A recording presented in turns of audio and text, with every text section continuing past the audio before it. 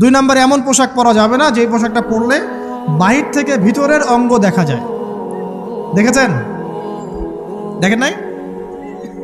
দেখছেন হুজুর? আচ্ছা, আপনারা তো সব দেখেন দেখি। তারপরে 3 নাম্বার, এমন পোশাক পরা যাবে না যেটা অমুসলিমদের সাথে সাদৃশ্য আছে। কথা বুঝতে পারছেন? অমুসলিমদের ধর্মীয় বিষয়ের সাথে সাদৃশ্য আছে এমন পোশাক মুসলিম মেয়েদের পরা যাবে না। এর মানে এই নয় যে অন্য ধর্মকে আপনি আক্রমণ করবেন, এটাও নয়। যে যার ধর্ম তাদের স্বাধীনতা মতো পালন করবে। মুসলিমরা বাধা দিবে? দিবে না। মুসলিমরা দাওয়াত দিতে পারে। কি করতে পারে? দাওয়াত দিতে পারে যে ভাই, যে লা ইলাহা ইল্লাল্লাহর কনসেপ্ট আপনাকে বুঝাচ্ছি, আল্লাহ ছাড়া কোনো মাবুদ নাই, মুহাম্মদ সাল্লাল্লাহু আলাইহি ওয়াসাল্লাম সর্বশেষ রাসূল, এই কোরআন পড়ুন, হাদিস পড়ুন, দেখুন এটাই হচ্ছে মানবতার মুক্তির সনদ।